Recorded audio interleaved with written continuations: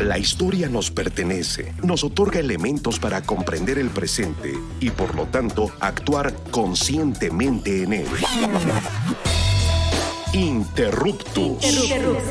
Escucha y comparte con nosotros la idea de que el pasado constituye lo que somos y lo que seremos en el futuro. Interruptus. Hacer época no es intervenir pasivamente en la cronología, es interrumpir el momento. Interruptus. Pasado es presente.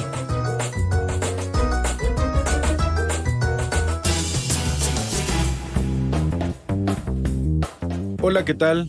Les damos la bienvenida a un programa más de Interruptus, Pasado es Presente, su programa de divulgación y reflexión sobre la historia. Yo soy Misael Chaboya y bueno, en esta emisión vamos a tener un programa sobre guerrilla en México, pero primero quiero saludar a la banda de Interruptus, Carla y Augusto, ¿cómo están? Muy bien, gracias, muy contenta por estar en esta emisión de Interruptus, Pasado es Presente. Hola Carla, hola Misael, igual estoy muy contento de estar aquí en una emisión más de su programa favorito de divulgación de la historia, Interruptus, Pasado es Presente. Así es, y bueno, pues estamos aquí en el estudio C del Instituto Mexicano de la Radio y como ya les anunciaba, hoy vamos a conversar con una colega historiadora. Ella es Erandi Itzel Cañada Sánchez, egresada de la licenciatura en Historia de la Facultad de Filosofía y Letras de la UNAM, maestra en Historia Moderna y Contemporánea por el Instituto Mora, alias el Instituto de Investigaciones Dr. José María Luis Mora, y además cursa en este mismo espacio el doctorado. Sus temas de investigación son movimientos sociales, particularmente el de 1968 en la Ciudad de México,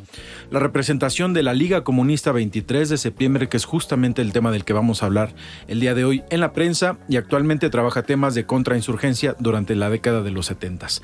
Así que bueno, además, fue parte del programa de becarios del Instituto Nacional de Estudios Históricos de las Revoluciones de México. Erandi, bienvenida a los micrófonos de Interruptus y de Limer, ¿cómo estás? Hola Misael, muchísimas gracias por la invitación, pues estoy muy emocionada de estar aquí con ustedes el día de hoy.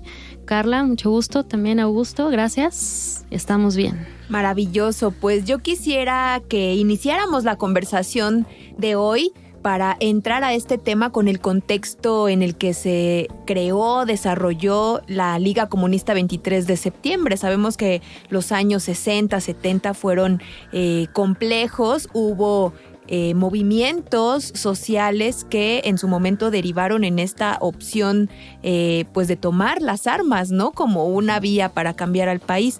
¿Qué sucedió y por qué se crearon estos primeros grupos guerrilleros? ¿Cuál es el contexto que lo explica? Bueno, es que hablar del contexto en realidad de los 70s pues nos lleva a hablar de un montón de cosas que pasaron antes, ¿no? En realidad podríamos como arrastrarlo incluso hasta los años 50, hablar de movimientos sociales, no sé, tipo el movimiento ferrocarrilero, los médicos, los maestros, movimientos estudiantiles de los 60s, ¿no?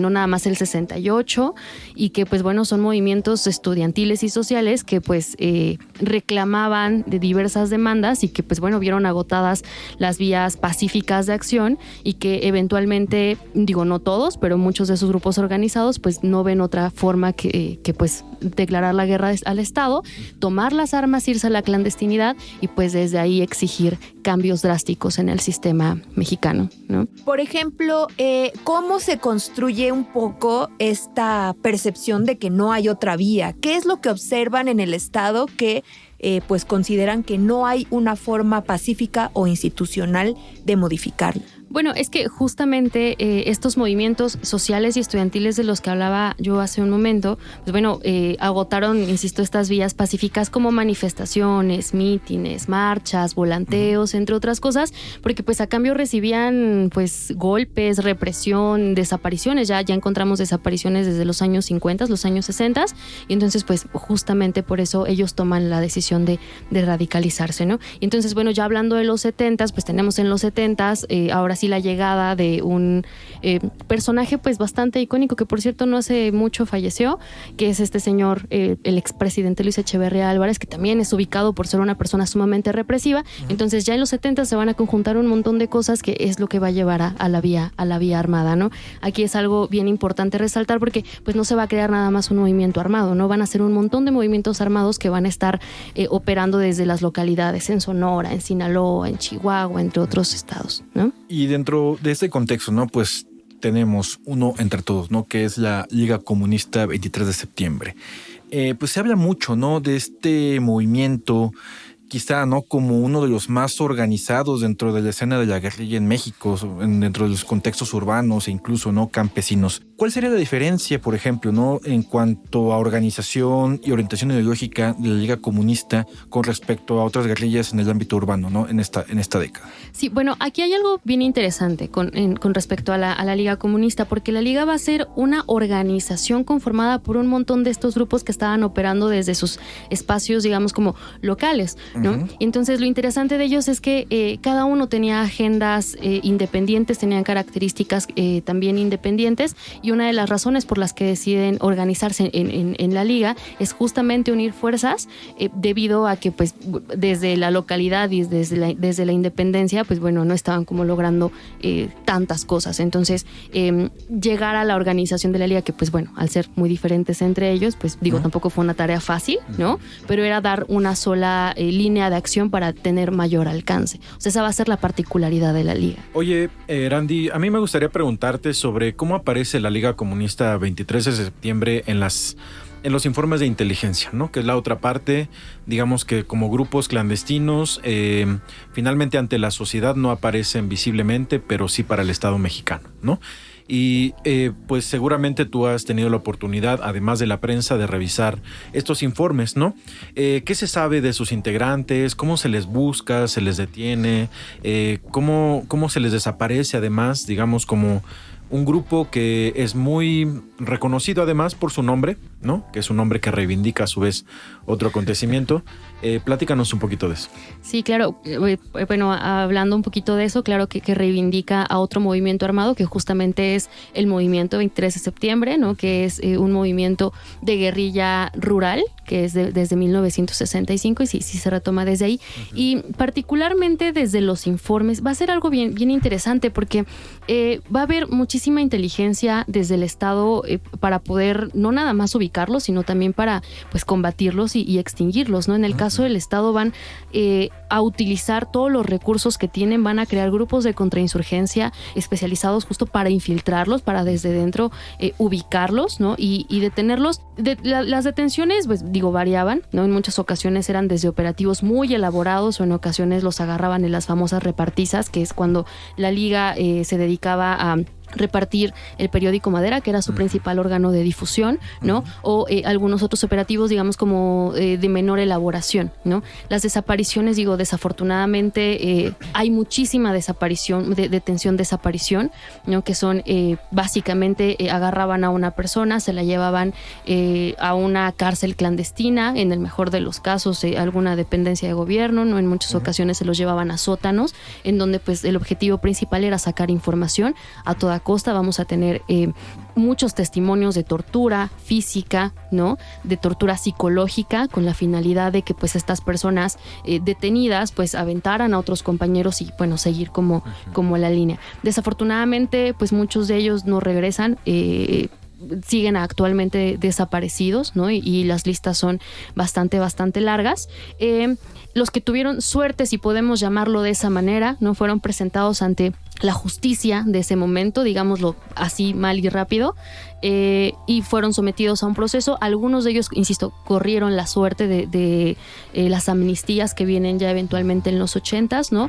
Son presentados y eventualmente sacados. Algunos de ellos también fueron llevados ya a algunos otros países, ya como exiliados, ¿no? Pero insisto, son los menos, ¿no? En realidad el Estado puso muchísimos recursos que tenían a la mano pues para poder desaparecer a la Liga. Bueno, a la Liga y en general a otros grupos guerrilleros, ¿no? Que también estaban operando a veces desde lo rural. A mí me llama mucho la atención, pues como la vertiente ideológica. La Liga lleva el nombre de comunista, pero el comunismo no es homogéneo ni unívoco. Siempre ha tenido diversas corrientes dentro de pues este pensamiento que es centenario, ¿no?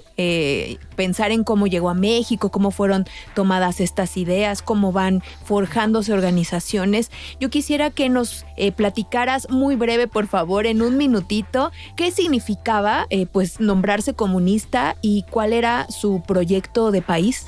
Pues eso va a ser un poquito complicado porque en realidad es uno de los grandes problemas de la Liga, ¿no? Al estar compuesto por un montón de grupos que se reivindicaban, unos comunistas, otros trotskistas, entre otras cosas, pues no, ponerse de acuerdo es pues muy, muy, muy complicado, ¿no? Ellos ya como Liga se van a reivindicar socialistas y bueno, básicamente el proyecto es declarar la guerra al Estado, derrocar al Estado mexicano e instaurar un gobierno socialista, ¿no? Podríamos aventarnos aquí muchísimo tiempo más hablando sobre eso, pero si quieren lo dejamos así y lo podríamos discutir como en otros momentos. Perfecto, claro. Gracias, Erandi. Bueno, amigas y amigas, tenemos que ir a un breve corte, así que como escuchan, estamos conversando con la historiadora Erandi Itzel Cañada Sánchez sobre la Liga Comunista 23 de septiembre. Y recuerden, pues nos pueden seguir en nuestras redes sociales. Estamos en la extinta red llamada Twitter, hoy llamada X, @R_interruptus. También nos encuentran en Facebook, en Instagram, en donde pues tenemos también alguna actividad. Recuerden también que nuestros programas de Radio Ciudadana los pueden encontrar en nuestro canal de YouTube, aunque también ahí pueden ver el histórico de todos los años de Interruptus Radio. Ya llevamos más de 9 años haciendo radio por internet primero, ahora en radio. Y también, obviamente, pueden escuchar todos nuestros programas en imer.mx/programas. No se vayan, volvemos en unos minutos.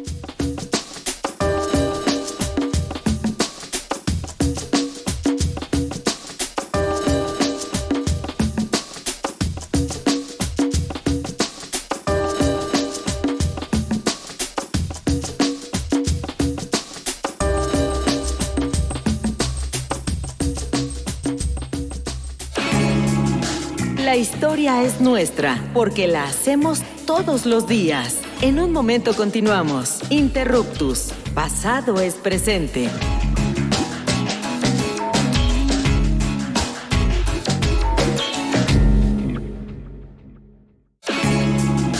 No somos los mejores del mundo, pero sí los mejores del rumbo. Continuamos en Interruptus, conocimiento histórico para que no te tuerza la policía intelectual.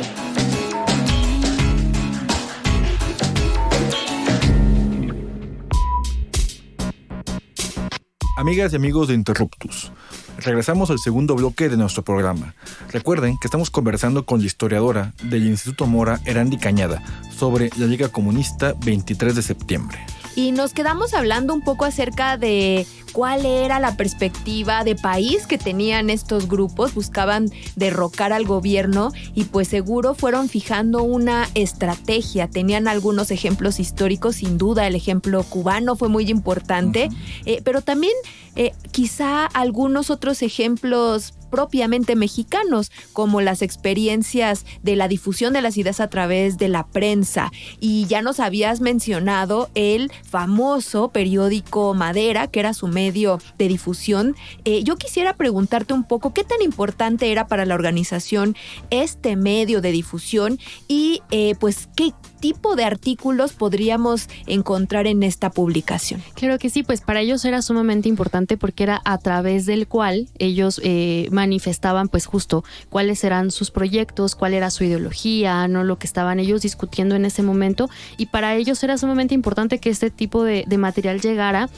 a ciertos sectores, particularmente el sector obrero. De hecho, muchas de las repartizas se hacían justamente afuera de fábricas, que también eso fue eventualmente un problema porque ya era común ubicar ahí a los miembros de la liga. A veces incluso ahí mismo se hacían esas denuncias y se hacían operativos justo para detenerlos. De hecho, el periódico Madera, su producción fue sumamente importante porque además era una publicación periódica prácticamente, ¿no? Y entonces, bueno, a ver, producir un periódico pues necesita de diversos recursos, ¿no? Pero no nada más va a ser la repartición del periódico Madera parte de la estrategia. Ellos también tenían otras estrategias para conseguir recursos y no nada más producir el periódico, sino también pues seguir manteniendo su guerra contra el Estado. Y sobre los artículos, ¿de qué trataban? ¿Nos podrías platicar un poco sobre eso? Sí, claro, más que artículos, o sea, no es un periódico como el que usualmente nosotros revisamos actualmente, ¿no? No son artículos particularmente así, sino más bien pues son desplegados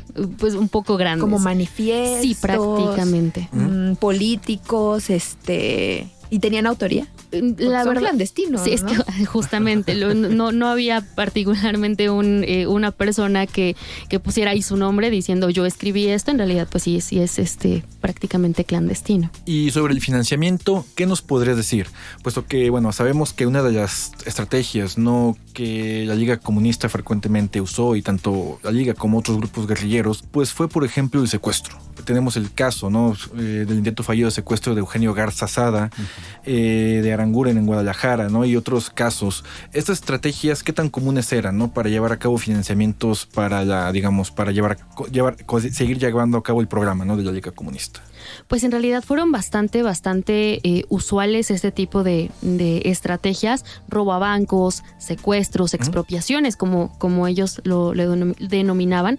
Los más sonados justo son el de Garza Sada y el de Aranguren en 73, ¿no? Pero también secuestraron, por ejemplo, a el cónsul británico, al embajador estadounidense, por los cuales pedían pues bastantes millones, pero no nada más pedían eso, también pedían el excarcelamiento de presos políticos, ¿no?, a los que se les pedía protección y que también se les llevara a lugares seguros, ¿no? En el caso, por ejemplo, del intento fallido de Garza Sada, pues bueno, desafortunadamente, pues este secuestro termina mal, termina con Garza Sada muerto el 17 de septiembre del 73. En el caso, por ejemplo, de Aranguren, llevan a cabo el secuestro que se hace el 10 de octubre de ese mismo año.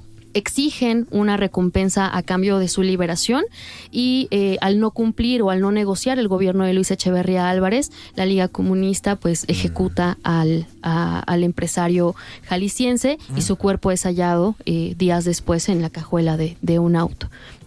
Oye, ahora que comentas, pues yo no tenía idea de estos secuestros que son de diplomáticos extranjeros. ¿Generó algún tipo de respuesta, también conflicto o tensión diplomática con el Reino Unido o con Estados Unidos? Digo, Estados Unidos estaba metido hasta las narices, ¿no? Pero sí, claro que sí. Bueno, pues en el caso de Estados Unidos, pues ya sabemos ahora, ¿no?, que incluso los presidentes desde Díaz Ordaz hasta después con López Portillo pues eran litempos, ¿no?, agentes de la CIA. Litempos, ¿no? Sí, no sé bien si hubo realmente una tensión diplomática precisamente. Sin embargo, o sea, sí hubo una preocupación por qué podía pasar con estos personajes, ¿no?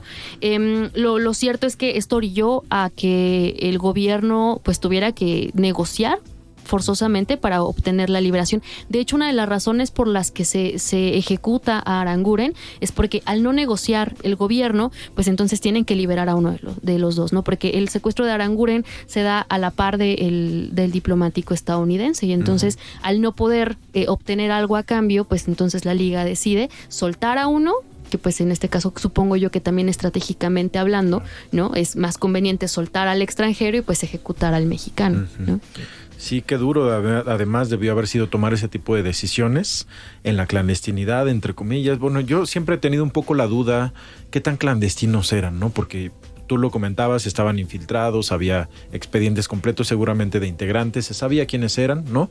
De tal manera que quizá es posible, incluso a través de los informes de la inteligencia del Estado mexicano, poder reconstruir la propia historia de la Liga 23 de septiembre, ¿no? A mí me gustaría en particular preguntarte qué pasa con la participación femenina. Se ha hablado recientemente cada vez más de la participación de mujeres en distintos movimientos sociales en nuestro país, ¿no? Y bueno, en particular creo que una de las visibilizaciones más recientes ha sido la de las mujeres en el movimiento del 68, pero en el caso de las guerrillas, que es más difícil pues historiarlas y más difícil también ubicar ciertos sujetos históricos como las mujeres, ¿qué nos puedes platicar? Podremos también hablar muchísimo sobre la participación femenina dentro de cualquier movimiento guerrillero, porque afortunadamente en la actualidad se están haciendo numerosas investigaciones sobre eso. Lo que yo te podría comentar es que hubo una participación bastante activa, ¿no? Y por ejemplo, a diferencia de otros momentos en el que la mujer toma su papel de mujer de época, en el que acompaña al hombre o se dedica como a labores del hogar o cosas por el estilo, digo, no quiero decir que en la Liga no haya sido como de esa manera, digo, también estamos hablando de los años 70, ¿no? Pero la participación de la mujer fue muy activa, ¿no? O sea, es decir, tenemos algunas mujeres ubicadas que se dedican pues al entrenamiento militar, ¿no? A mujeres que se dedican a dirigir operativos, ¿no? Que lideran secuestros, entre otras cosas, ¿no? Que son muy, muy, muy, muy activas. Y tenemos, bueno, ubicadas a varias, por ejemplo, Alicia de los Ríos, ¿no? Tenemos, por ejemplo, a Denis Prieto, a Ana María Teclaparra también, que bueno, ella era una ama de casa que en realidad pues se inmiscuye también en la Liga Comunista 23 de septiembre junto con toda su familia, ¿no? Ella, en el caso de las 3 que acabo de mencionar, pues actualmente se encuentran todavía desaparecidas, ¿no? Y tenemos, bueno, algunos familiares de ellas que siguen buscando. Pero sí, en realidad fue una participación bastante activa, y en realidad pues si le seguimos como investigando podremos encontrar que incluso ellas se dedicaban a hacer estas repartizas de las que hablaba yo, por ejemplo, hace rato, que se dedicaban a instruir a personas en otros ámbitos, ¿no? Que se dedicaban, por ejemplo, a repartir el periódico Madera, y eso, ir a repartir el periódico Madera no nada más era ir a entregarlos, ¿no? Sino también como hablar de ello, convencer a obreros, ¿no? Dar pláticas, entre otras cosas, moverse, y bueno, las mujeres estuvieron sumamente activas en ello. Para pues ir cerrando el tema que nos comentas, que es sumamente pues duro, digamos, y también interesante en el sentido de entender este periodo histórico que pues ha sido denominado todavía como la Guerra Sucia en México. ¿Qué pasa con sus integrantes? ¿Cómo se diluyen o cómo se diluye la misma liga? ¿Qué pasa con varios de ellos al final de la década de los 70? Pues lo comentábamos hace un momento, ¿no?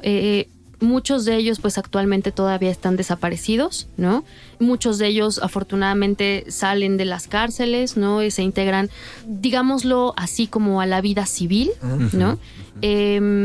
Hablar de la desintegración de la liga es bastante complejo, ¿no? Porque muchos de los investigadores, incluso miembros propios de la liga, que cuando salen de la cárcel o que salen de la organización guerrillera, denuncian a la liga, ¿no? Se quejan de la liga, pues dicen que la liga empezó y termina en 73, otros dicen que hasta el 74, ¿no? Investigaciones recientes dicen incluso que hasta el 76, que es como de las últimas operaciones fuertes que tienen, ¿no? Otros, bueno, más bien se arrastra como hasta el 85, ¿no? Pero, o sea, insisto, es hablar como de una complejidad un poco más amplia, ¿no? Actualmente hay mucho testimonio, ¿no? Que pues nos pueden dar cuenta testimonio escrito, a eso me refiero, que nos puede dar cuenta pues de qué pasa con estos exguerrilleros, ¿no? Insisto, muchos de ellos se reintegran a la vida civil. Yo nada más, muy ya en unas palabras, si pudieras por favor decirnos cuál es la importancia de esta organización en la política contemporánea de México. ¿Qué le dejaron al país? Dejaron muchísimas cosas. Para empezar, la apertura, ¿no? La apertura, no quiero decir la apertura democrática, pero sí la apertura a ciertas tomas de decisiones, ¿no? La apertura de espacios, de ciertos sectores a la política actual. Y bueno, actualmente también, pues bueno, nuestro gobierno está reincorporando tanto archivos como memoria, espacios y pues exigencias de que vienen de luchas que se vieron reflejadas a través de la Liga Comunista 23 de septiembre. Muy bien, muchísimas gracias, querida Erandi Cañada, por tu presencia, por hablarnos de este tema que es tan importante, sobre todo a la luz de los rescates recientes que se han hecho de esta memoria histórica en este momento de nuestro país. De verdad, los micrófonos de Interruptus siempre estarán abiertos para ti. Muchísimas gracias por la invitación. Gracias, Misael. Gracias, Augusto. Y bueno, agradecemos como siempre al Instituto Mexicano de la Radio, que es este espacio público, en particular a Julio Aguilar en los controles técnicos y a Hernán Nájera en la producción. Les invitamos a seguir participando en este programa con sus comentarios, preguntas a través de nuestras redes sociales y también a través de las redes sociales de Radio Ciudadana. Nos escuchamos el próximo lunes. Hasta luego.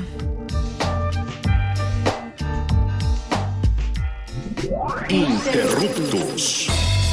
Los esperamos la próxima semana para seguir indagando en la diversidad cultural y social de México, desde la mirada histórica. Interruptus. Porque comprender nuestro pasado es primordial para entender nuestro presente. Interruptus. Pasado es presente.